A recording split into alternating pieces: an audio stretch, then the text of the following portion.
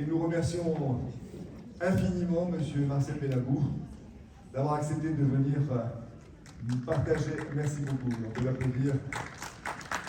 Il a fait accepté avec enthousiasme.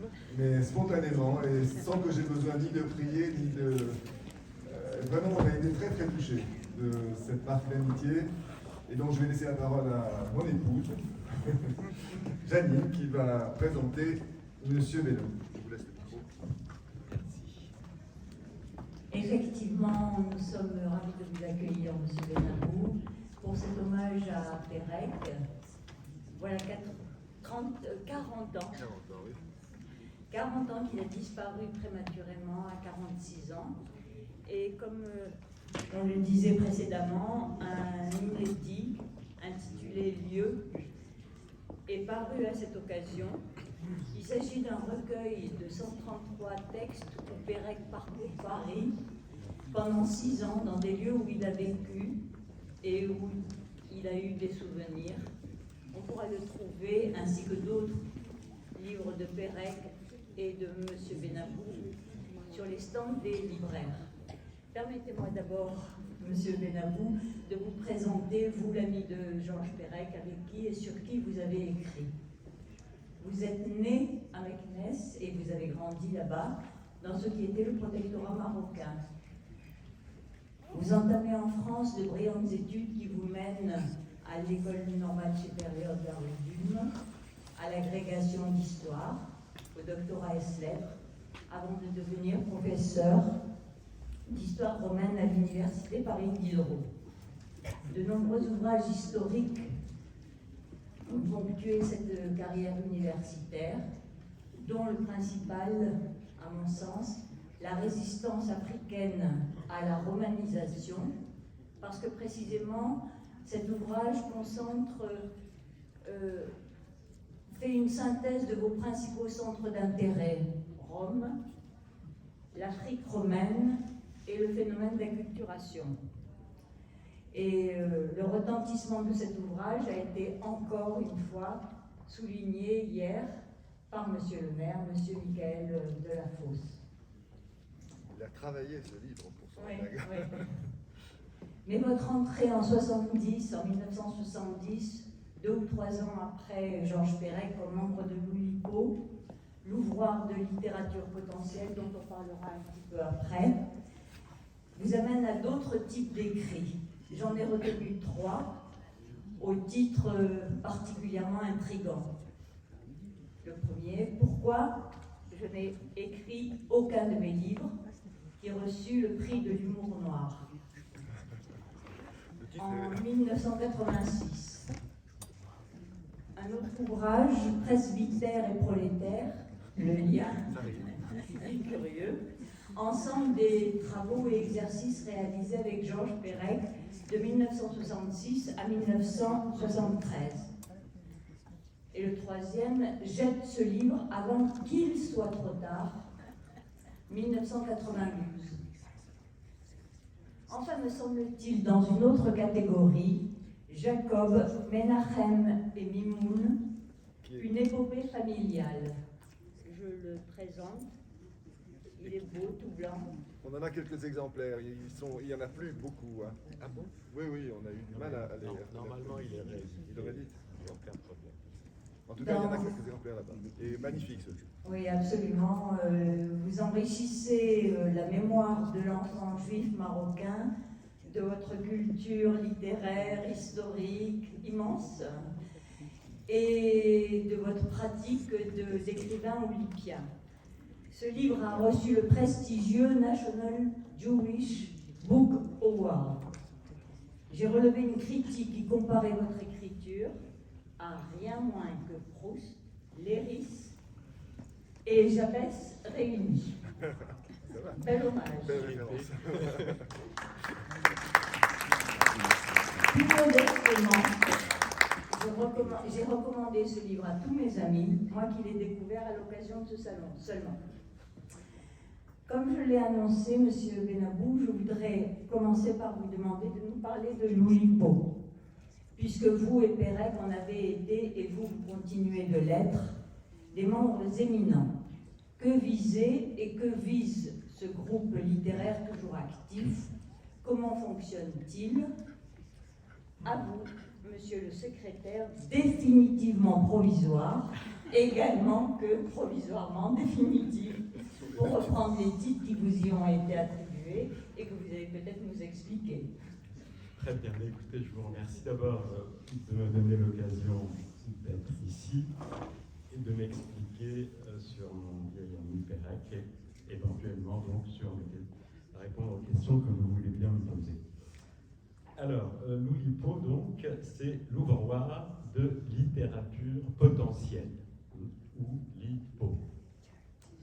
C'est un groupe qui a été fondé il y a maintenant 62 ans, en 1960, par deux personnages qui sont aussi extraordinaires l'un que l'autre.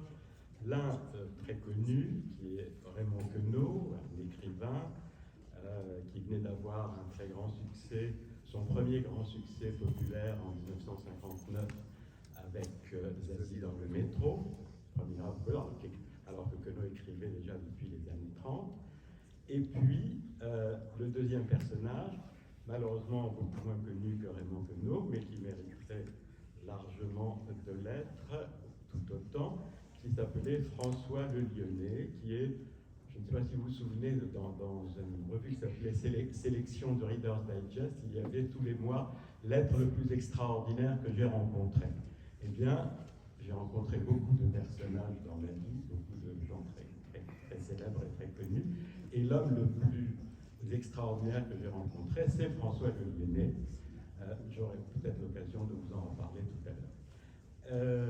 Donc, ces deux personnages se connaissaient, étaient très amis, et avaient décidé, à l'occasion d'un colloque, enfin d'une décade au château de Cerisy-la-Salle, de créer un groupe d'études autour de l'idée d'importer des modèles mathématiques en littérature, de faire en sorte que la littérature soit tributaire non plus de l'inspiration et de ce qui était chez les surréalistes la dictée de l'inconscient et autre chose de ce genre, mais que la littérature soit une exploration basée sur des modèles de type mathématique, des structures de type mathématique. Et par tout ça parce que, évidemment, le Lyonnais était un ingénieur de l'école centrale, c'était aussi un mathématicien, et c'était aussi quelqu'un qui s'intéressait beaucoup à la littérature, et Queneau était un écrivain, mais qui s'intéressait beaucoup aux mathématiques. Il était en mathématiques bien plus qu'un simple amateur. Voilà, donc ces deux personnages-là ont décidé, avec un petit groupe qui s'était réuni donc au château de Cerisy-la-Salle autour de l'œuvre de Queneau, ils ont décidé de créer un groupe qui s'est appelé d'abord Séminaire de littérature expérimentale. Ce qui dit bien ce que cela veut dire. C'était un séminaire de littérature expérimentale. Il s'agissait d'expérimenter avec les mathématiques et plus généralement avec les sciences et plus généralement avec les structures. Et ce groupe, donc, très vite, dès la première réunion, a changé son nom en Oulipo, parce que ouvroir, ça paraissait mieux que séminaire. Ouvroir, il y a un côté matériel, manuel, exploratoire, littérature, et puis potentiel, ça paraissait mieux qu'expérimental, parce qu'il s'agissait là encore d'explorer les virtualités, les potentialités de la littérature. Et alors, très vite, tout s'est axé autour, la recherche est axée autour de ce qu'on appelle des contraintes de type littéraire.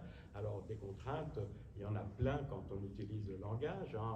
Si on veut se faire comprendre, là, il faut parler une langue qui a une grammaire, qui a un vocabulaire, etc., etc. Alors, ça, ce sont des règles, ce sont des contraintes, mais qu'on a assimilées et qui font partie des choses qu'on accepte. On accepte aussi en poésie, par exemple, qu'il y ait des règles, qu'un alexandrin ait 12 pieds, qu'un sonnet ait 14 vers, etc. Ce sont des règles, et à l'origine, ce sont des contraintes, ce sont des obligations que l'on se donne, mais comme on les a intériorisées, on les appelle règles. Alors, les Oulisiens cherchent des règles au-delà de celles qui sont évidentes, de celles qu'on emploie spontanément. Et le modèle, bien qu'il apparaisse tardivement dans la vie de l'Oulipo, le modèle, c'est évidemment, puisque nous parlons de Pérec, c'est évidemment Pérec avec la disparition qui utilise une contrainte vieille comme la littérature, celle du lipogramme, c'est-à-dire on décide de se passer d'une lettre de l'alphabet et on voit ce que ça donne. Donc on explore la langue en cherchant comment on peut dire les choses si l'alphabet n'avait que 25 lettres au lieu d'en avoir 26. Et dans le cas de Pérec, et je reviendrai longuement là-dessus tout à l'heure, c'est le E parce que c'est la lettre la plus employée de la langue française que Pérec a décidé de mettre de côté. Donc voilà, le principe de l'Oulipo, c'est ça, c'est de se donner des règles extrêmement arbitraires par définition, puisque ce ne sont pas les simples règles du langage, se donner des règles arbitraires donc, que l'on appelle des contraintes, et explorer ce que cela donne. Alors ça peut ne rien donner du tout, eh ben, on laisse tomber, c'est pas grave, et ça peut donner des choses tout à fait remarquables, et dans ce cas-là, on le garde. Est-ce que c'est assez clair? Oui, merci. Vos titres, qu'est-ce qui se... Ah, mes titres, pardon. Les deux. Mes titres, eh ben, le premier de mes titres, la résistance africaine à la harmonisation, ça dit bien ce que ça fait. C'est pas celui-là. Alors, pourquoi je n'ai écrit aucun de mes livres? Non, pardon, j'ai pas ces titres-là. Les titres Les titres au sein de l'Oulipo. Oui, secret. Ben, écoutez, voilà, c'est simple. À la première réunion de l'Oulipo, donc en 1960, je n'y étais pas, je venais d'entrer à l'école normale, et j'ignorais totalement que l'Oulipo existait. Mais à la première réunion de l'Oulipo, il a bien fallu trouver quelqu'un pour assurer le secrétariat, c'est-à-dire prendre des notes pour faire un compte rendu, etc. Et la personne, on a évidemment choisi le plus jeune, c'était Jacques Pince. Alors il a, comme il se doit, protesté en disant non, je ne veux pas. Alors on lui a donné le titre de secrétaire provisoire. Et comme la séance suivante, on lui a redemandé, alors on a créé le titre de secrétaire définitivement provisoire. Et après Vince, il y a eu Duchâteau, et après Duchâteau, il y a eu moi. D'accord. Alors ensuite, les deux titres viennent du fait qu'à un moment, quand Vince et le suivant sont partis, j'étais le plus jeune, mais il y en avait un encore plus jeune que moi, qui était Paul Fournel, votre ami, votre condisciple, Paul Fournel. Et donc le Lyonnais, dans sa grande sagesse, puisque c'était lui qui dirigeait l'Oulipo et qui disait qu'il exerçait une dictature débonnaire, qui était exactement le cas, dictature débonnaire, alors avait décidé qu'il y aurait deux secrétaires, un provisoirement définitif et l'autre donc définitivement provisoire. Et ensuite, en 2004, le président est mort et c'est Fournel qui a été élu. Et donc, on a décidé que je cumulerais les deux postes de secrétaire. Voilà. Merci. Alors, ceci pour donner le ton de l'Oulipo, c'est-à-dire que nous sommes rattachés au collège de métaphysique et le sérieux n'est pas exactement notre souci principal, bien que nous soyons extrêmement sérieux. Rien de plus sérieux que la vie en voix de Pérec, qui est un chef-d'œuvre universel, Et c'est un chef-d'œuvre dont Pérec disait qu'il était à 97% olympien. Donc il faut faire des choses extrêmement sérieuses, mais dans une atmosphère de grande gaieté, de grand humour. Enfin, ce qui nous caractérise en principe, c'est le sérieux matiné d'humour. Merci. Nous allons en venir maintenant donc à Pérec. Je vais vous donner quelques indications biographiques avant de vous laisser nous donner accès à l'être plus secret qui s'abritait, comme on peut le voir sur certaines photos ou même sur un timbre qui a été fait à l'effigie de Georges Pérec, derrière un sourire débonnaire, derrière une couronne de cheveux et une barbe broussailleuse la plupart du temps. Georges Pérec naît en 1936 à Paris de parents juifs d'origine polonaise. Il passe une petite enfance prolétaire à Paris, à Belleville, où sa mère est coiffeuse. Son père, engagé volontaire, sera mortellement blessé en 1940. Georges Pérec se retrouve orphelin de père à 4 ans. Mais comme sa mère, pour le protéger, l'envoie en zone libre à Villard-de-Lans, alors qu'elle-même reste à Paris, il la perd aussi. Elle mourra assassinée à Auschwitz, comme une grande partie de sa famille. Dans le foyer d'accueil où il est placé, il sera baptisé. Il sera adopté un peu plus tard, en 1945, par son oncle et sa tante paternelle. Ensuite, il fait des études d'histoire qu'il va interrompre, un mariage avec Paulette Pétras dont il se séparera, mais qui apportera une contribution importante à la constitution de son œuvre, l'entrée en 67 dans l'Oulipo. Il reste 15 ans seulement, à cet artisan expérimentateur, à vivre dans les mots et pour les mots, de livres mêlant souvent drôlerie et tragique. Je vais donner quelques titres parmi les principaux. Les choses, d'abord, qui a obtenu le prix Renaudot. L'homme qui dort. Alors, ces 2 livres ont été publiés avant l'entrée dans l'Oulipo. La disparition, dont Marcel Benabou vient de vous parler, sans eux, tout le monde s'est essayé à vérifier. Mes petits-fils, quand je leur ai parlé de ça, se sont jetés sur le livre, n'ont rien trouvé. Les revenantes, W ou le souvenir d'enfance, que je vous recommande particulièrement. La vie mode d'emploi, qui a obtenu le prix Médicis, pour les principaux. Mais il y a une œuvre abondante. Monsieur Benabou, pouvez-vous nous révéler les circonstances de votre rencontre avec Pérec, de votre amitié? Pérec avait écrit un manuscrit qui s'est perdu, qui reprenait un titre de Descartes, J'avance masqué. Et effectivement, c'est un proté aux talents multiples, mais on ne sait pas très bien qui il était. Alors je vous laisse nous le révéler. Voilà, vous m'avez demandé de vous dire les circonstances dans lesquelles nous nous sommes rencontrés. J'étais donc en Cagne, au lycée Louis-le-Grand. Et vous savez que les cagneux du lycée Louis-le-Grand ne se prennent pas pour de la crotte. Et il y a une vieille tradition qui remonte à Vanguère, qui remonte à Lisan, à Paul Lisan, à Sartre, qui est que la plupart des cagneux de Louis-le-Grand à l'époque étaient d'extrême gauche, et la plupart de ces cagneux essayaient de créer une revue.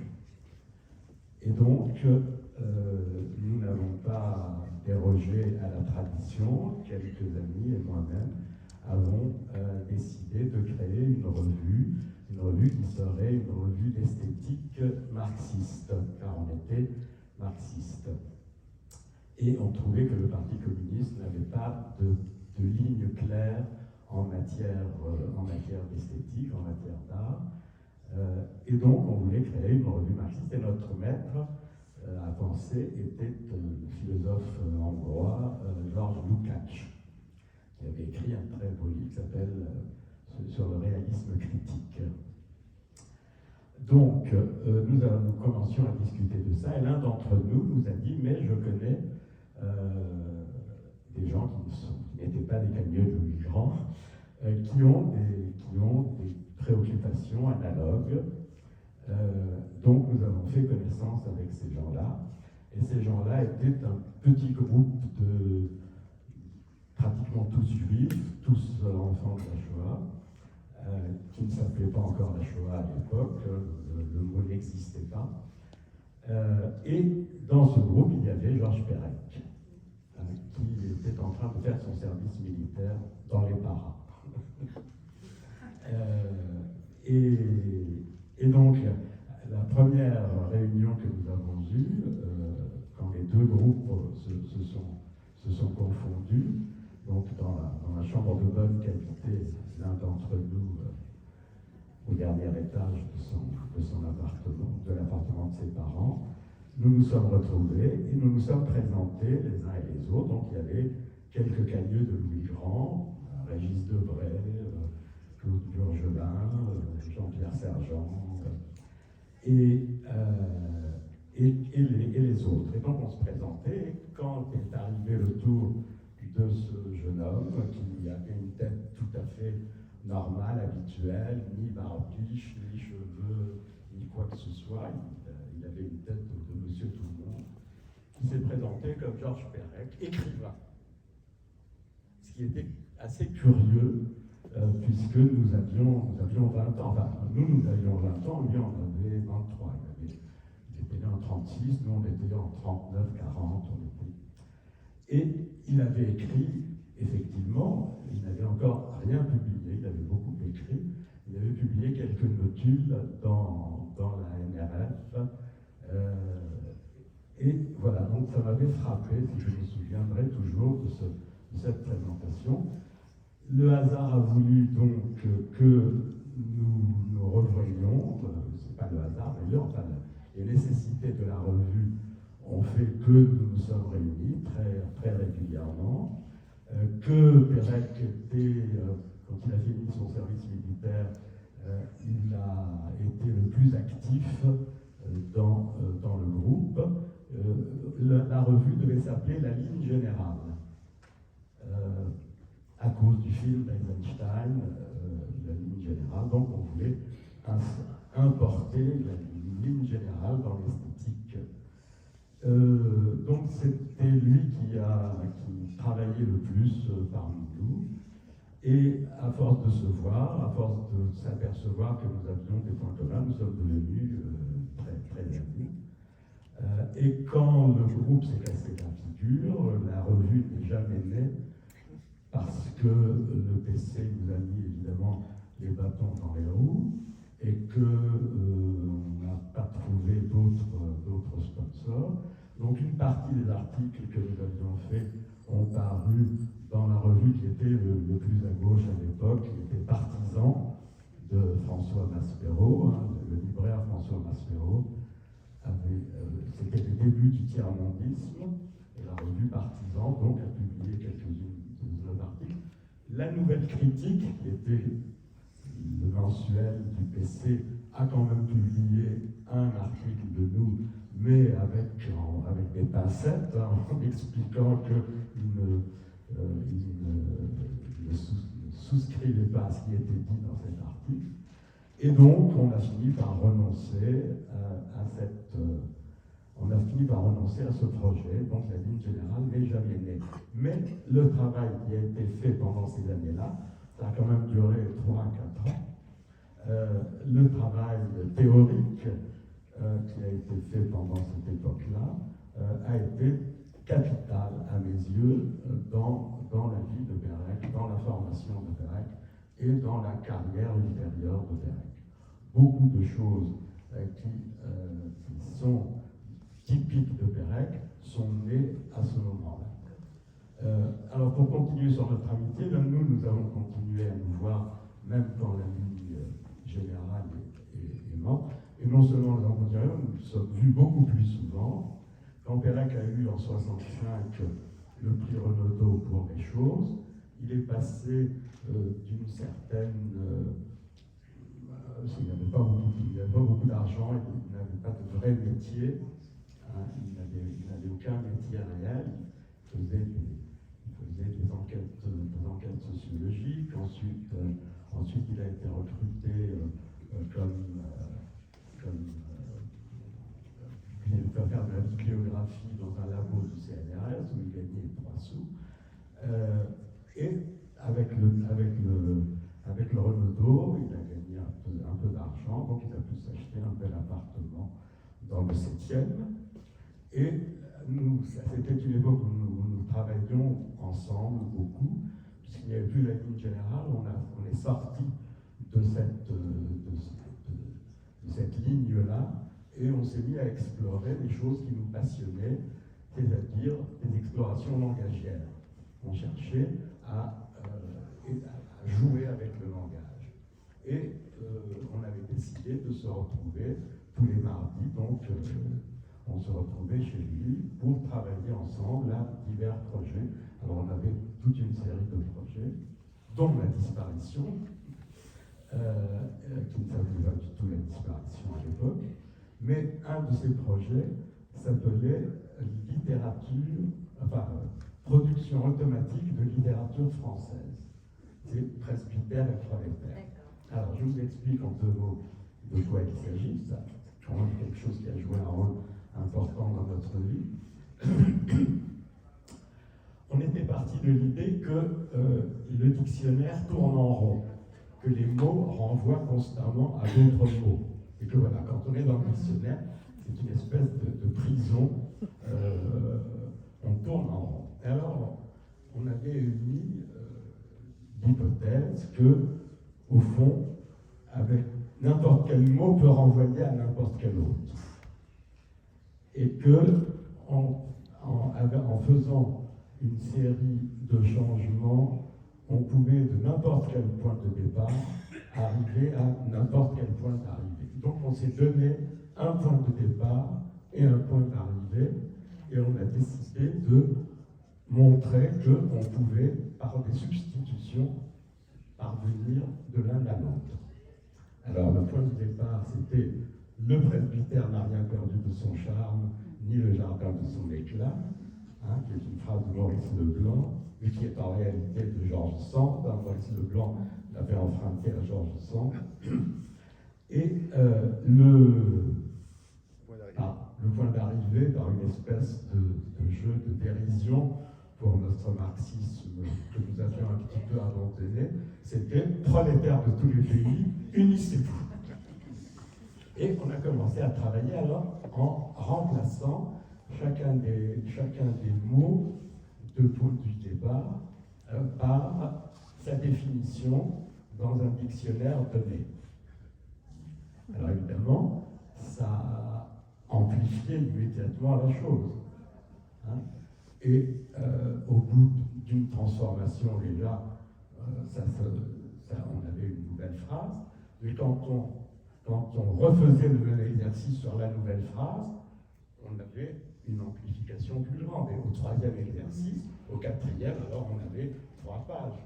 Voilà, alors on a appelé ça production automatique de littérature française, PAF. Mais on a appelé ça aussi LSD, à l'époque c'était très à la mode, on venait de découvrir le LSD, et c'était littérature semi-définitionnelle. Parce que on remplaçait, évidemment, on choisissait les définitions les plus éloignées du point de départ. Voilà, alors on a travaillé là-dessus pendant toute une année, tous les mardis, et ensuite, le soir, on travaillait l'après-midi, ensuite, il y avait encore les copains, à l'époque c'était important, la ligne générale, les amis, et donc, les amis, il y avait table ouverte chez Perec le mardi soir, après notre travail, on leur lisait ce qu'on avait fait dans la journée. D'accord. Voilà. Alors, non, je continue parce que je vous dis ça, c'est capital. À la fin de l'année, on avait un énorme dossier dont j'ai publié quelques extraits, donc sous le titre Presbytère et prolétaire. Mais à la fin de cette année, donc c'est en 1966, à la fin de l'année 66, dans la bande, parmi nos amis, il y avait Jacques Roubaud, le poète, que peut-être certains d'entre vous connaissent. Et Jacques Roubaud organise à la Saint-Sylvestre 66 une grande fête chez lui. Et évidemment, nous étions invités et nous lui avons dit, on va faire une surprise à minuit. Roubaud ne venait pas au mardi. On va te faire une surprise, on va faire une surprise. Et à minuit, nous avons lu des extraits de Presbytère et Prolétaire. Alors, tout le monde se tordait de rire, évidemment. Et à la fin de notre lecture, Roubaud nous prend à part et nous dit, mais c'est extraordinaire, ce que vous avez fait, c'est exactement le genre de choses qui va plaire à un groupe secret dont je viens d'être appelé à faire partie. Il venait d'être, 3 mois avant, il avait été invité par Queneau à faire partie de l'Oulipo, qui était une société secrète. Personne ne savait que l'Oulipo existait. Il nous dit, voilà, si vous voulez, je vais leur en parler. Et il leur en parle. Et donc en janvier 67, et immédiatement, comme Perec était encore avec sa gloire pour le dos, immédiatement, Queneau, le Lyonnais, disent, mais ce garçon-là, il faut qu'il vienne chez nous, bien entendu. Et donc, en mars 67, Perec est devenu oulipien. Alors, mais Perec a dit, mais moi je ne suis pas tout seul dans cette affaire, il y a Benabou. Alors, l'Oulipo, qui venait de recruter déjà 2 membres en 6 mois, c'était les 2 premiers membres qu'il recrutait à partir du groupe initial. Le groupe initial, c'était une 12aine de personnes, et ils n'avaient encore jamais recruté personne. Donc, c'était même l'idée de recruter de nouveaux membres avait été écartée par beaucoup d'entre eux, mais comme c'était la dictature débonnaire de Lyonnais et de Queneau, ils ont dit non, il faut recruter de nouveaux membres, donc on recrute Roubaud, et ensuite on recrute Perec. Alors il n'était pas question de recruter encore un 3e, en plus un tout jeune, qui n'avait rien, j'étais en train de faire ma thèse. Donc vous avez attendu et donc 3 ans. ils m'ont fait patienter 3 ans, enfin 2 ans et quelques. D'accord. Et finalement, avec Roubaud et Perec qui insistaient en disant mais quand même, Benabou, ils m'ont élu. Donc, c'est pour vous dire que Presbytère et Prolétaire a joué un rôle, un tournant dans notre vie. Bien, merci. On n'oublie pas que nous sommes dans un salon du livre des mondes juifs, et donc je voudrais vous interroger maintenant, puisque vous nous avez dit que nombre de vos amis à cette époque-là étaient juifs, sur le rapport de Perec à la Judée. Votre communication au colloque de Cerisy en 1985 fait référence sur cette question, parce que vous vous y appuyez sur ses œuvres principales pour en déchiffrer les sous-entendus, les allusions. Et Georges Perec lui-même, dans Récit d'Ellis Island, en conclusion du parcours effectué avec Robert Baubert dans ce lieu de passage de l'émigration européenne vers l'Amérique, avait déjà essayé de répondre à la question. Le texte vous a été lu déjà hier, puisqu'il était en exergue. C'est la faute de M. Carcassonne. Je vais la relire parce qu'elle est intéressante. Il écrit « Je ne sais pas très précisément ce que c'est qu'être juif, ce que ça me fait que d'être juif. C'est une évidence si l'on veut, mais une évidence médiocre. Ce n'est pas un signe d'appartenance. Ce n'est pas lié à une croyance, à une religion, à une pratique ou à une langue. Ce serait plutôt un silence, une absence, une question, une mise en question, un flottement, une inquiétude. Monsieur Benabou, pouvez-vous nous expliciter cette citation? Que disent ce silence, cette absence? La Shoah est-elle le seul horizon indépassable du rapport de Perec au judaïsme? Beaucoup moins gravement, l'Oulipo, au moins celui pratiqué par Perec, avec ses jeux sur les lettres, sur les inventaires, ses contraintes, N'y a-t-il pas là un peu quelque chose de juif? Je m'autorise cette question sans aucune volonté de récupération communautariste, évidemment, après avoir trouvé dans l'album de la Pléiade consacré à Pérec que celui-ci aurait, selon le propos de l'auteur Claude Burgelin, réinventé un talmudisme tout personnel. C'est la question. Vaste Voilà. question. C'est la mais question. obligée. La question du jour, oui. Oui. Écoutez, les déclarations de Pérec sont évidemment très importantes et il faut les prendre absolument au sérieux et à la lettre. Mais il y a aussi la pratique de Pérec. Pérec, pendant une grande période, alors nous sommes connus en hiver 68, ne parlait jamais du fait qu'il était juif. Et je vais vous dire une chose qui va vous surprendre. Pendant au moins les 2 premières années, je ne savais pas qu'il était juif. Il n'avait jamais dit qu'il était juif. Bon. Il n'avait jamais dit que son père était mort à la guerre. Il n'avait jamais dit que sa mère était morte à la guerre. Jamais, jamais, jamais. Pendant des années. Sa connaissance du judaïsme était nulle. Son rapport au judaïsme était, je dirais, au début, quasiment névrotique. N'aimait pas en parler. Et dans le cadre de la ligne générale, en bon marxiste, son vrai souci, c'était la révolution, c'était l'universalisme, la laïcité, etc., etc.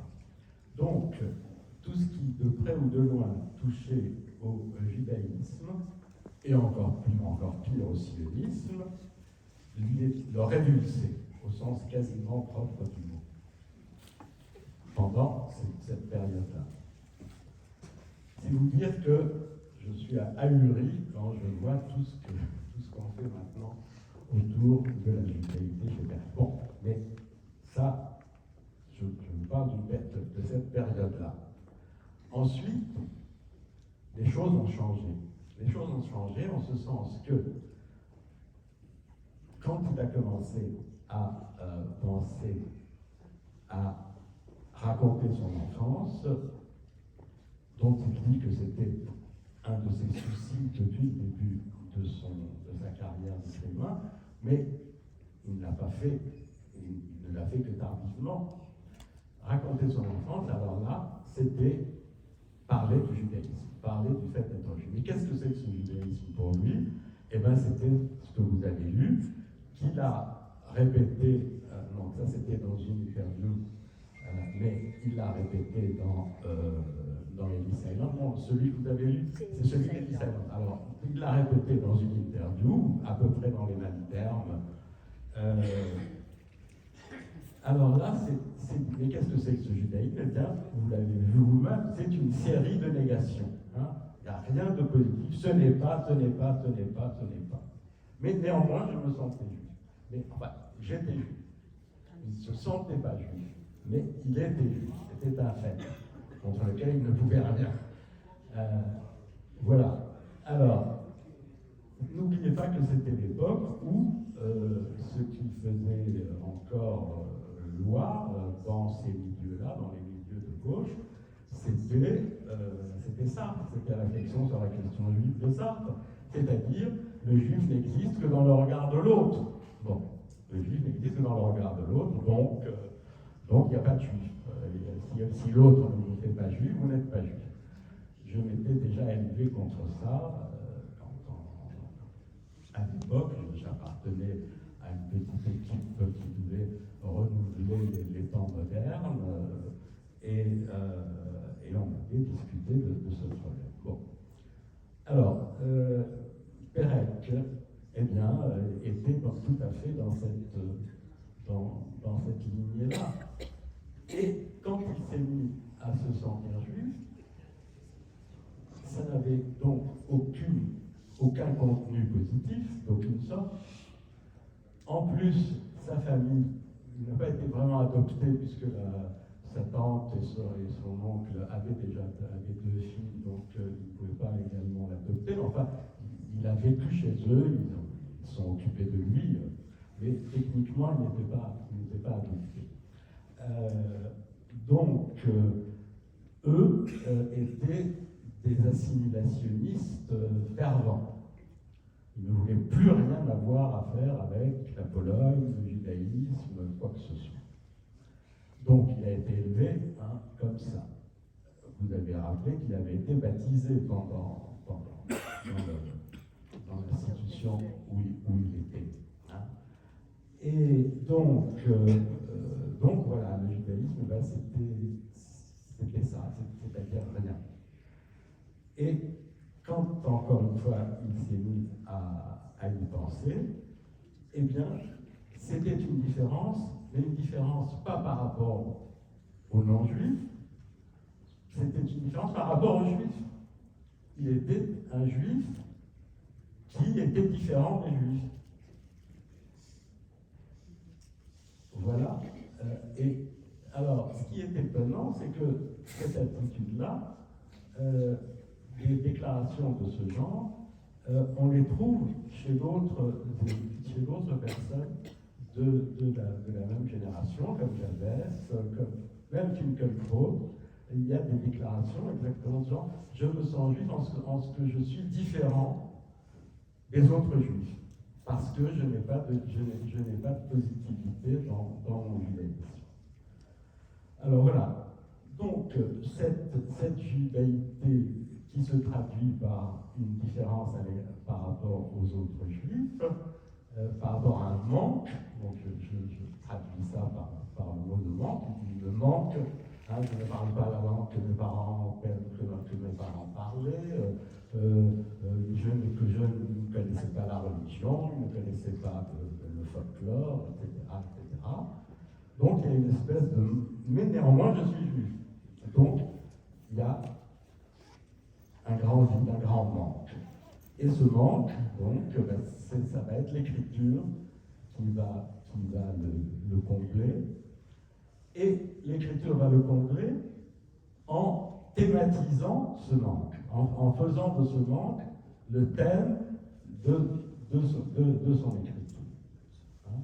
Un peu comme, moi je me suis inspiré de ça en faisant pourquoi je n'écris aucun de mes livres, j'ai fait de l'impossibilité d'écrire le thème de mon écriture. Et donc, disant que je n'écris aucun de mes livres, j'en écris un. Bon, là c'est la même chose, je ne suis pas juif, je fais de mon manque de judaïté la marque de ma judaïté. Voilà, et à partir de là, eh ben, l'œuvre va se dérouler, une bonne partie de la thématique et une bonne partie des stratagèmes, parce que ce qui est extraordinaire chez Perec, c'est que tout thème devient stratagème, c'est-à-dire que le thème du manque va être constamment présent dans toutes ces œuvres. Un des exemples les plus fameux que tous les Péréciens connaissent et sur lequel ils ont glosé à l'infini, c'est le fait que dans le cahier des charges de la Bible d'emploi, donc la Bible d'emploi qui est le grand chef-d'œuvre de Perret, il y a ce qu'il appelle un cahier des charges, c'est-à-dire la somme immense des contraintes qu'il s'est imposées, et parmi ces contraintes, je n'entre pas dans la structure de la Bible d'emploi parce que c'est un peu compliqué, il y a le manque et le faux. Et le manque et le faux jouent un rôle très, très important dans l'œuvre de Perec. Donc j'ai écrit un article qui s'appelle « De la judaïté à l'esthétique du manque », et j'ai écrit un autre article qui s'appelle « Faux, l'usage de faux chez Perec ». Donc j'ai essayé de montrer comment ça marche. Donc le manque est un thème, mais surtout le manque est un stratagème. Par exemple, à partir du lipogramme, hein, qui est le manque d'une lettre, le fait de se passer d'une lettre, donc faire manquer une lettre, il va créer toute une série de contraintes de type alphabétique avec ce que j'ai appelé des alphabets restreints. Donc, le lipogramme, c'est un alphabet restreint, un alphabet réduit à 25 lettres, mais on va restreindre, on va inventer, enfin, Perec va inventer d'autres façons de restreindre l'alphabet. Par exemple, il va inventer une chose qui s'appelle le beau présent. Donc, c'est un présent, c'est un cadeau qui est beau, et la personne belle est présente dans. Hein, ça se lit dans les deux sens. Alors, le beau présent, c'est quoi? C'est de faire un texte en l'honneur de quelqu'un avec les lettres de son nom et de son prénom, en limitant l'alphabet aux lettres du nom et du prénom. Donc, la personne est totalement présente par les lettres de. Alors, ça, c'est une des choses qui sont caractéristiques de l'Oedipus, c'est de prendre le langage dans sa matérialité, de considérer que écrire, c'est utiliser des caractères, utiliser des lettres, des consonnes, des voyelles. Donc, on peut jouer, on peut inventer des contraintes en jouant sur la présence ou l'absence de telle ou telle lettre. Voilà. Alors, Perec va être le champion de ça, c'est lui qui va lancer ça chez les Oedipiens, et donc, il va inventer le beau présent, la belle absente. Il fait des poèmes en l'honneur de Catherine, sa compagne de l'époque, en faisant. Donc, il fait un poème qui a autant de lettres, autant de vers que le nombre de lettres du prénom de la personne à laquelle il s'adresse, et elle est absente, c'est-à-dire que elle s'appelle Catherine, bonjour. Alors la lettre C va être absente dans le premier vers, la lettre A va être absente, la lettre D dans le troisième, etc. C'est-à-dire qu'elle est présente par son absence. Voilà. C'est toujours le paradoxe de Perec, hein. Faire que l'absence soit une façon de présentifier les choses. Et il va inventer ensuite l'épithalame. Alors, un épithalame, c'est un type de poème qui existe depuis l'Antiquité. Ce sont les poèmes que l'on fait en l'honneur d'un mariage, en l'honneur des époux qui se marient. Alors, il va inventer l'épithalame avec les lettres de l'alphabet. Là encore, il va faire un poème uniquement avec les lettres de l'alphabet des deux époux. Et ensuite, il va envenimer encore la chose en faisant en sorte que le poème progresse de la façon suivante. Dans une première strophe, il y a les lettres communes, et ensuite, c'est une lettre non commune de l'époux, une lettre non commune de l'épouse, etc. C'est-à-dire que les époux échangent peu à peu leurs lettres, comme ils échangent ensuite leur amour, etc. Voilà le genre de choses que Perec va faire. C'est-à-dire qu'il va utiliser le manque, hein, comme stratagème, et ainsi de suite. On pourrait avoir l'impression que tout ça n'est que jeu, alors c'est pour ça que je vais poser une petite question. En mars de cette année, à l'occasion justement de l'anniversaire des 40 ans de la disparition de Perec, il y a eu un excellent documentaire qui a été projeté sur France 5. Ça s'appelait Georges Perec, l'homme qui ne voulait pas oublier. Et la question, c'est que cet homme qui ne voulait pas oublier, le documentaire était signé Pierre Lannes, il avait écrit « je n'ai aucun souvenir d'enfance. Oui, je n'ai pas de souvenir d'enfance. Je n'ai pas de souvenir d'enfance. Alors, je précise que deux psychanalystes notoires, d'abord Françoise Dolto alors qu'il était enfant, enfin jeune adolescent tout au moins, puis plus tard Jean-Bertrand Pontalis alors qu'il était un jeune adulte déjà, l'ont aidé à s'orienter dans le labyrinthe de sa vie.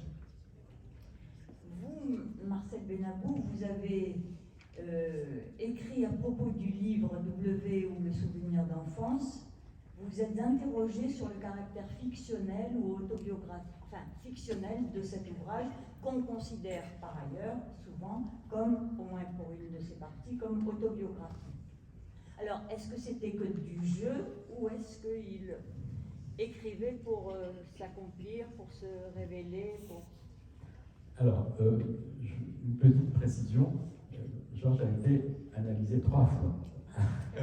Il y a entre Dolto et Pontalis, il y a eu Michel de Musan. Il était précisément en analyse avec Michel de Musan au moment où nous sommes connus. Donc il y a 3 psychanalystes. Alors, non. W ou le souvenir d'enfance est un livre qui a une structure tout à fait particulière. C'est-à-dire qu'il y a 2, même en fait 3 histoires différentes qui se racontent. Enfin, c'est fait d'une succession de chapitres, des chapitres impairs et des chapitres pairs, donc. Dans les chapitres impairs, il y a la recherche des souvenirs d'enfance, le « je n'ai pas de souvenirs d'enfance » qui est la première phrase, mais en réalité, il y a des souvenirs d'enfance. Donc il y a, mais ils sont très maigres, très peu précis, il les remet en question, il n'est pas toujours sûr que son souvenir soit le bon, et effectivement il a raison, il se trompe parfois.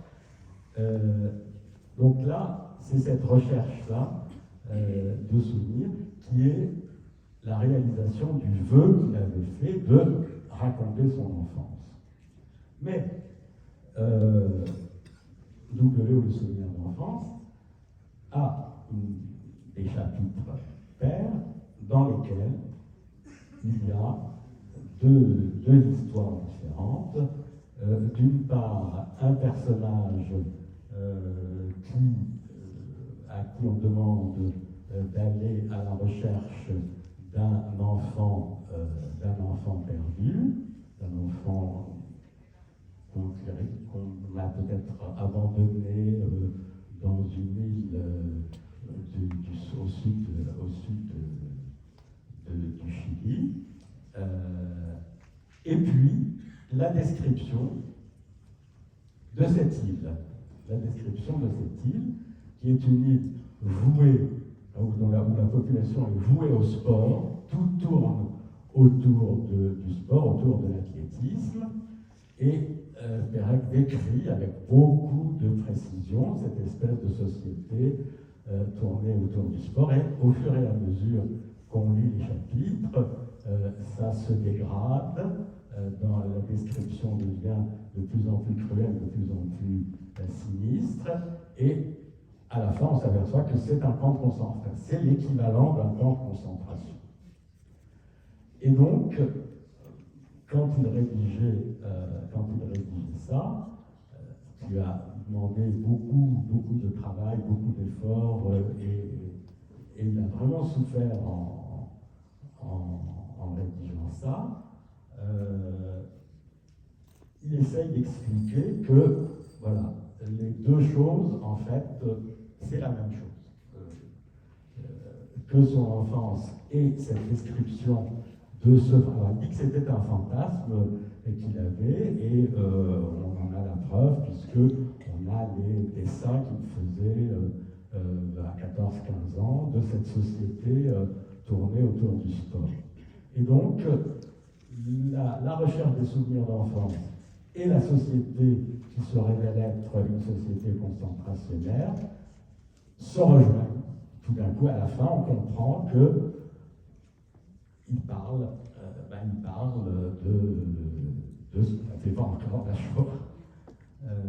Et que ce souvenir d'enfance, eh bien, il est entièrement régi par le souvenir de la Shoah, c'est-à-dire la mort de sa mère, c'est-à-dire le fait qu'il n'a aucune espèce de trace de sa mère. Il y a 2 photos en tout et pour tout, et c'est tout. D'accord, merci. Lui, il n'a pas eu de traces de sa mère, mais en revanche, et ça sera peut-être l'objet de notre conclusion, il laisse des traces parce qu'on remarque qu'il a une postérité, on le reconnaît comme un auteur marquant du siècle, et il y a de très très nombreuses manifestations de tout type, l'entrée dans la Pléiade, l'association des amis de Georges Perec, de multiples des spectacles théâtraux, etc., etc. Oui, il y a une postérité absolument fabuleuse, que ce soit en France ou à l'étranger. C'est devenu un auteur tout à fait universel, aux États-Unis, en Italie, partout en Allemagne, même en Pologne. Maintenant, ils sont recueillistes de Perec, puisque C'est ironique. Merci. Il manque pas d'air. On peut applaudir.